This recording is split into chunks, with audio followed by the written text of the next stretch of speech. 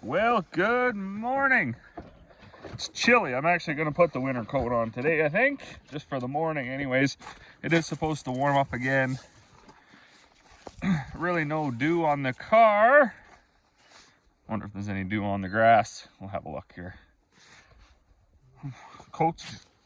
Jacket's cold because I left a little bit of dew, I guess. Jacket's cold because I left it hanging on the handrail there. So take a minute to warm that up. So we did get moved north of town yesterday. That's kind of a it's kind of a task in itself, you know, just getting everything over there. It's not like terribly far away. I mean, I know there's there's guys that farm over like several hundred kilometers, over several counties, over whatever.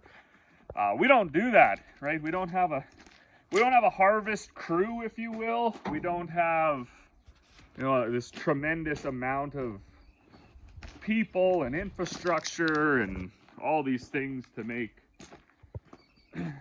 those things easier. We just have ourselves, and that's fine and all, because I actually not that interested in having a bunch of help around. And that's because of well, it rarely just works out. I mean, there's always issues with that, training and things. So anyways, enough about that. We're going to get a sample of this barley off this White International here and test it, because yesterday the monitor started off at 12. By the end of the day, it was basically just down to 9. And I think that monitor is fairly accurate. This is definitely the nicest barley so far, both with yield and even just visually. Like, there's no, I only see like 1 or 2 green ones in the whole bucket, so it probably is dry. We'll just see how accurate that monitor in the combine is. So all the grains test basically the same way. All the charts, this one, they just usually have different weights. So 200 grams for oats, 250 for canola, 225 for barley. So you just throw in your 225. Boom. Give her a test of this. 15 degrees. I like to calibrate this kind of every few days, once a day. So you move it to the mark that says calibrate, and then you use this knob on the side to adjust that all the way to the left. Dump in your sample. That is heavy barley. Wow, wow, wow, wow. Some years the barley won't even fit in the cup if it's really light. Some years it's flush. Some years it's, that's crazy. We'll do a bushel weight after. Anyways, you flip that to operate. You drop your weighted sample down in there, and then you turn the knob.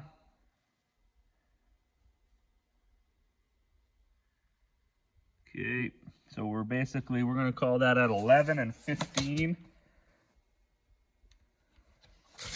Oh, this says it's 18. I guess we'll call it 11 and 18. So normally this thing's kicking around here. You go down to 11. You find 18. So this barley is like 10.7. So we are going to take that as a victory. Now to do a bushel weight. I think I've already talked about this in one video. I was at a thing and they're like, oh, you can't do an accurate bushel weight unless you buy all the stuff. I don't know where this half-liter thing come from. It was here in the shop the whole time. But that's what you need. You need a half-liter cup. When you buy the thing properly, it comes with a funnel that sits on top of it, and you pull a slide and it fills it up. But anyways, I can be my own funnel. So I just put a bunch of barley in here. I don't even screen it or anything. I just dump it in there like this. You can't tell me that wasn't very accurate. And when they have their little funnel thing, it runs over too. So that's why you do it in the side of a tray. You take your striker, couple of zigzags back and forth. It's important you don't want to tap anything. 350, go to the chart, This is barley.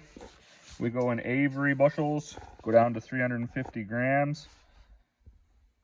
349. We could call it 349. This barley weighs 58.2 pounds.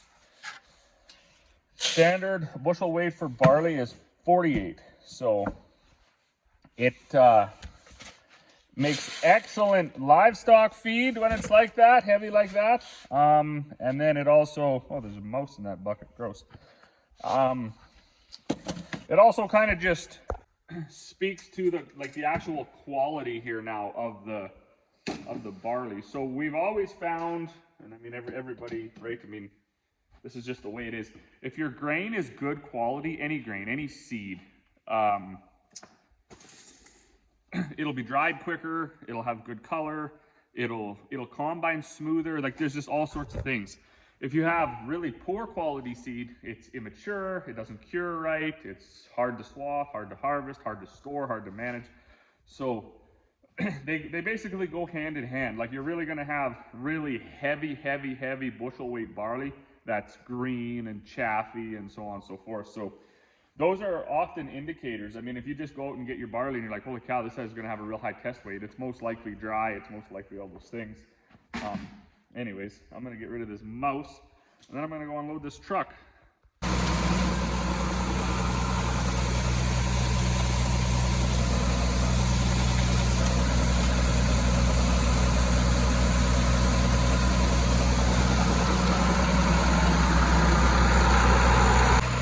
Boy, it sure is smoky again. I don't know where that come from, but it rolled in yesterday.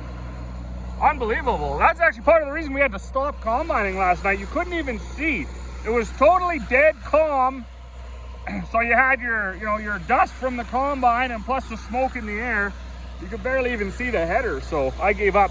Also, the one that I was running is Corey's combine, and I don't know if it's something to do with those big rice tires on there, because it has the same header as the other combine. They're 930 rigid headers.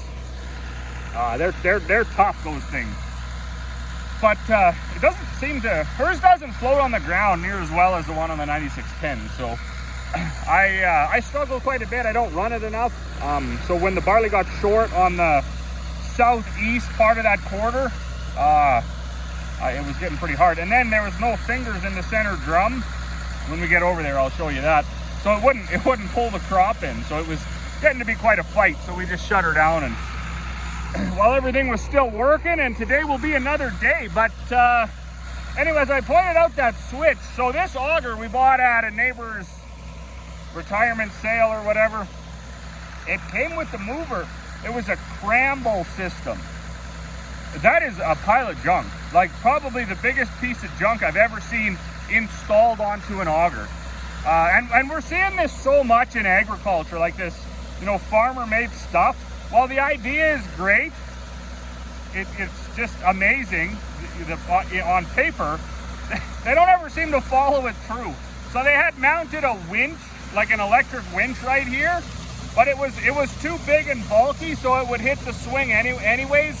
And where the points were for the power, it would short out and break them off. Then the swing part was always pretty good, and it was nice it had a remote so you could do it from the cab. But the big control box, I guess you're supposed to take that off every year and put it under your bed, because it wasn't like an all-weather box or anything. So also the winch was underpowered. It would always be there was a 250 amp breakers hooked together, right, that I guess was supposed to come with it. I don't know why that wasn't just mounted, like, say, on the box, because anybody in ag knows a lot of this machinery changes hands. So yeah, the guy that buys the auger new, he probably did get the hardware, and then he put it on his tractor, and he didn't sell his tractor. So the hardware stays there. It doesn't come with the book or anything, so there's no way you're ever going to know this stuff. So anyways, we shorted out the first box because we didn't have that stupid fuse. Then we talked to the guy at a trade show, and he explained it, but he wasn't really, I don't know, whatever. So anyways, we finally got that, and then it seemed to it would always cut in and out, like it was drawing too much power to move the swing. Anyways, total junk system, really. Just the idea is good. I would like to see for my next auger, it just basically be hydraulic, like whatever. It's not that big of a deal to get in and out of the tractor, and sometimes you can plan your day out to have some help. Maybe somebody can, somebody can help you do this, and then you don't have to worry about it. But I was not a big fan of that. So I found that switch actually down in the shop. It's just a two-way switch. So now it goes back and forth, and it's way faster than that other thing was too. I think that really limited the power that could get down to that motor. I will say though about these augers, I believe these Secundiacs are 12-inch. I don't know what other sizes they make. I think most auger manufacturers went 10, 13, 16. Secundiac just, I don't know, decided to throw a 12 in there. At least I'm pretty sure that's 12-inch. But man, they just eat. Like, I'm sure you can unload just as fast here as you can at the grain elevator. Unreal. As long as they last, right? I mean, there's gearboxes and chains and all that stuff in there too, which every revolution is getting one more revolution close to a catastrophic failure. But oh my, what do we got left? Wheat here. Try to figure out what that's gonna run. Unreal. I don't know what to make of the barley north of town either. Hopefully the other quarter runs just as well. Then we'll have a few more bins full. The price of barley isn't so good, but I seen canola and stuff was going up today. So maybe by the time the crop is off and the harvest pressure is over, we'll start to see a price correction or a rebound. Because I was talking to my buddy Jeremy. He's farming with treasures on YouTube. If you haven't checked him out, go check him out. So I was talking to him the other day, and we were kind of joking about it, but it's actually not that funny, because it's not far off the truth.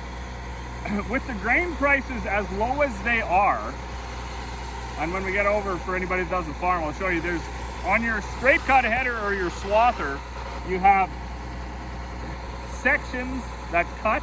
They go back and forth. They're little triangle knives. They go back and forth and cut the grain, but they go back and forth in between a guard that, there to guard the section from breaking, and it has that gap in it that the section goes through so there's that cutting action. So a box of sections, I don't know what's in there, 25 or something. It's 50 bucks, I think. So $2 a section, I don't know. The guards, however, depending on your unit, like they could be anywhere from like $14 on sale up to like 24 bucks a guard. And with the price, oh, just one sec here, I'm getting a message.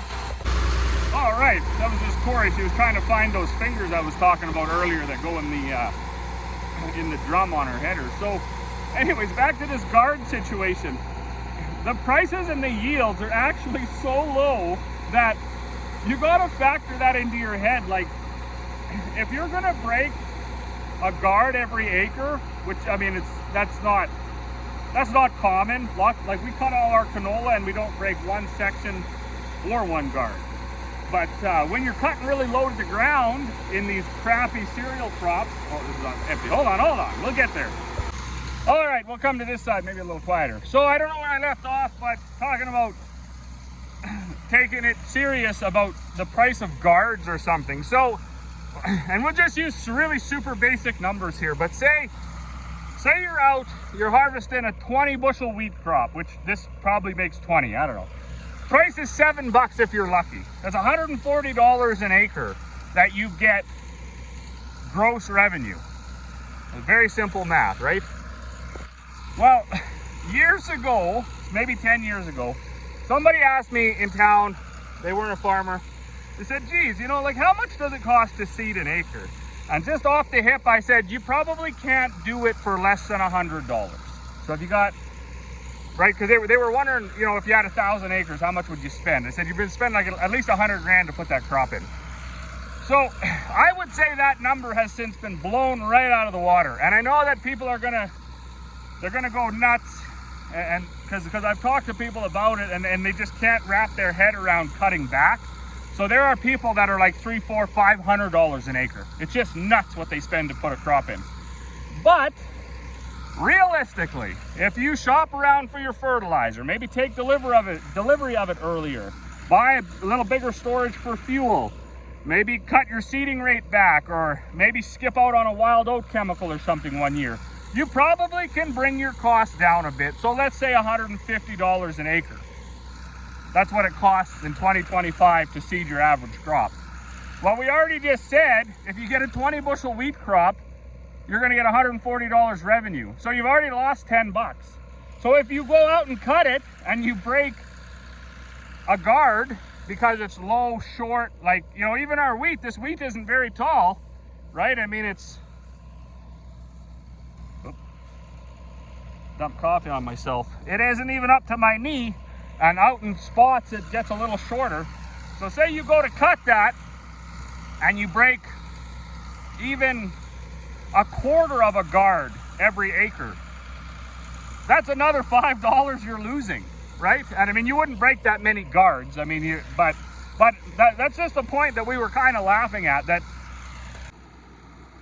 back in the day, like he said, you would just go to town and buy a case of guards. They were $8 or whatever. You know, this is, you know, when I was a little kid. I remember even Dad doing this.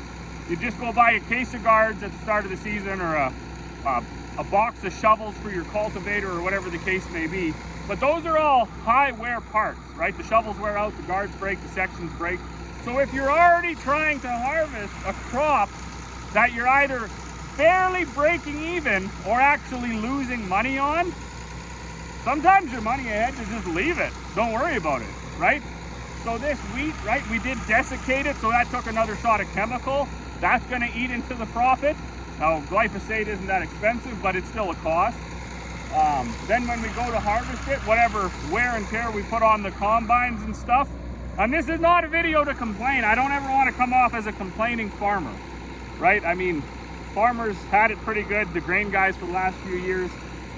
Cattle guys are coming up now. They've had a good year, and hopefully it looks like they'll get a couple more before that price crashes.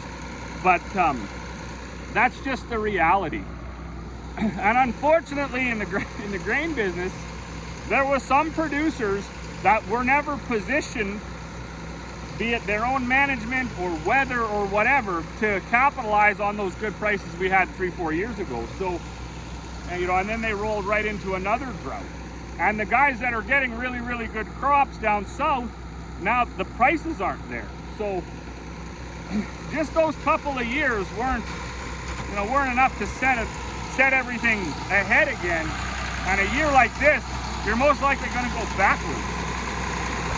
So like I say, hopefully that doesn't come off as like a complaining video or anything. It's just the reality of 2025 grain prices at the moment and yields in the Peace Country. So we, on the other hand, you move over to something like that barley north of town, and that is running better. I would say that's easily running 70, 80.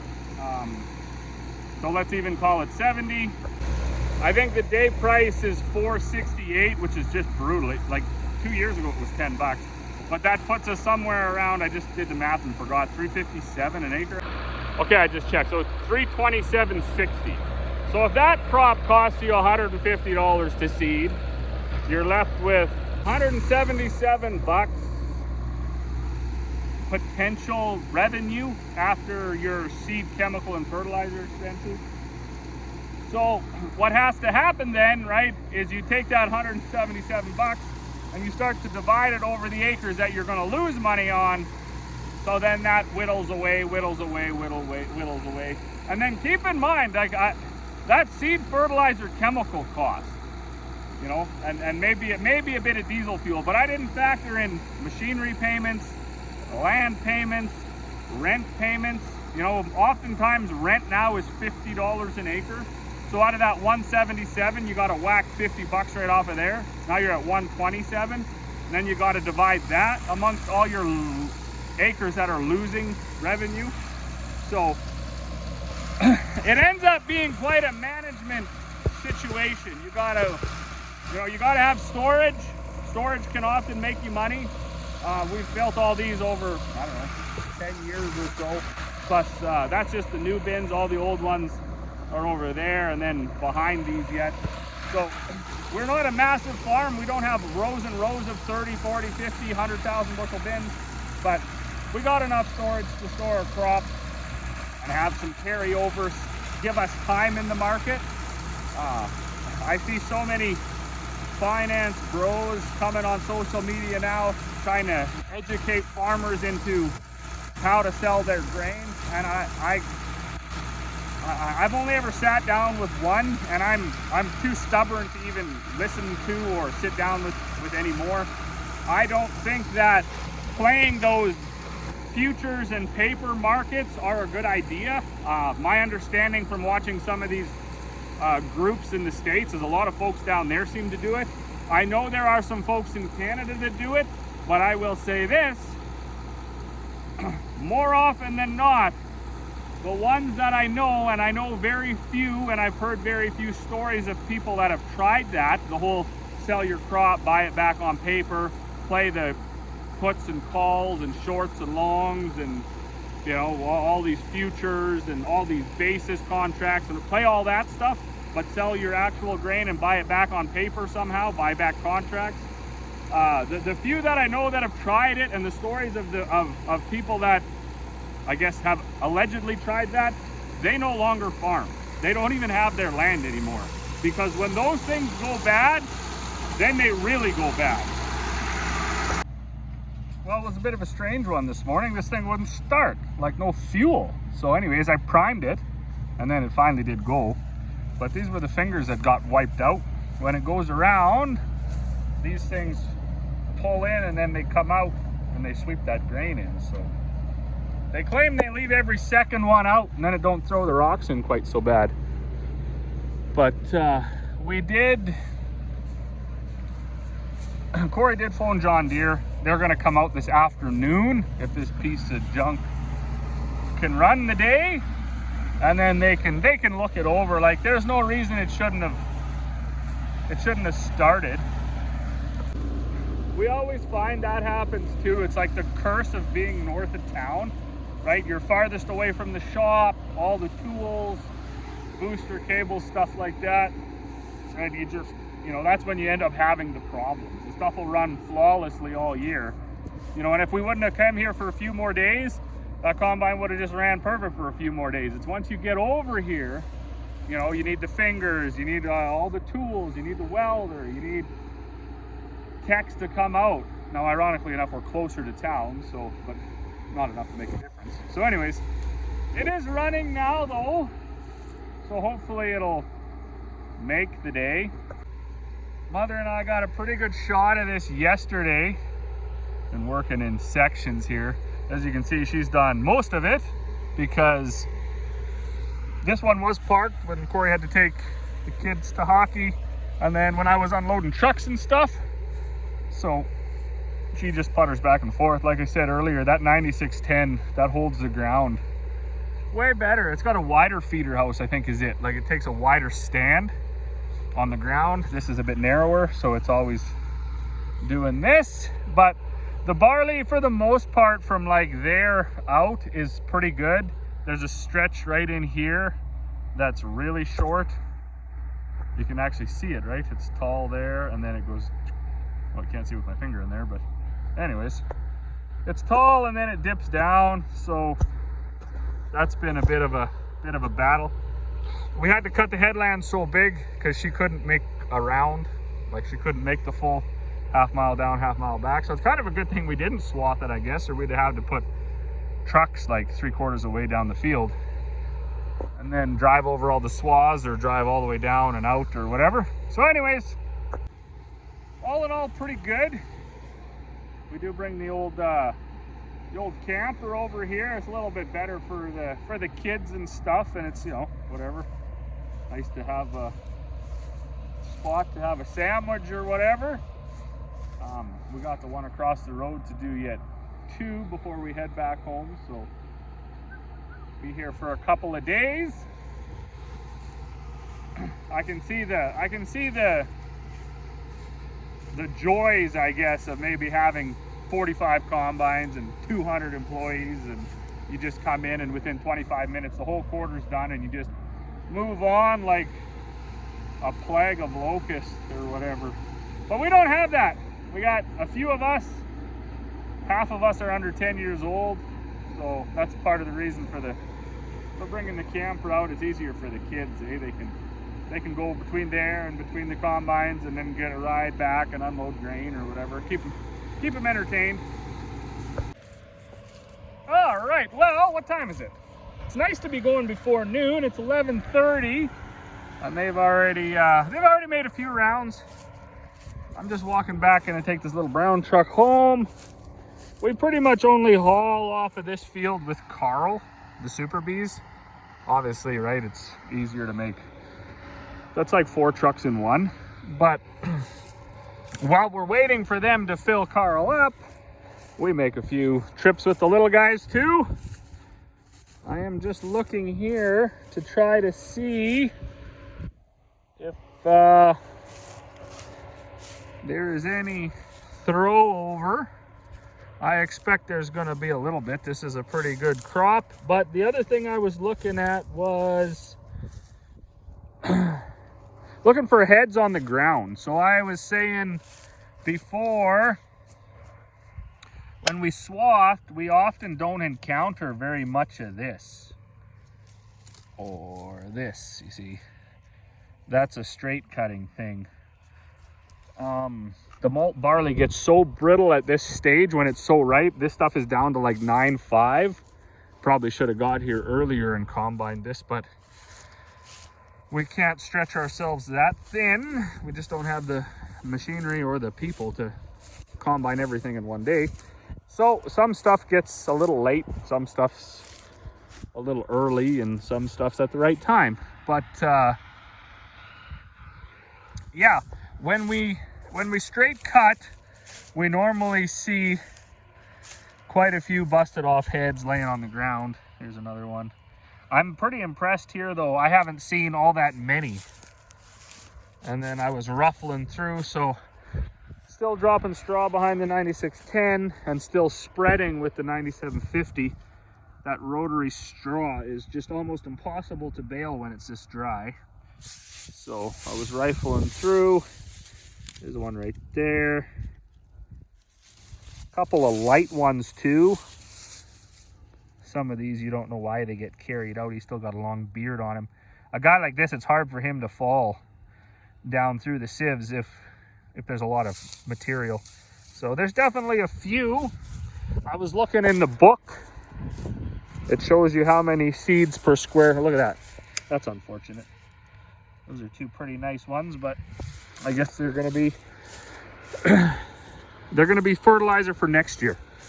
We'll till that in and it can rot away, and it probably will replace its lost bushel potential in fertilizer value. That's what I go with. That's why I don't worry too much about if I see some on the ground. It's more or less just knowing, just getting that like understanding of what's happening, if it's coming out the back, if it's header loss, if it's maybe some settings wrong in the combine, concave, spacing, cylinder speed, who knows. If you don't walk around and look, you never know. But then at the end of the day, you've still got to be somewhat productive, so you can't spend the whole day goofing around, tweaking this, that, and the next thing, or by 9 o'clock at night, you'll be one round down the field and you'll be sad. I am going to tarp this truck, and then I'm going to venture off home. We still do have the John Deere guy scheduled to come out later on this afternoon when apparently they were flat out today, as they mostly are in harvest. And he can hopefully plug his computer in and see if we got a bad fuel pump or a bad solenoid or something fuel issue related.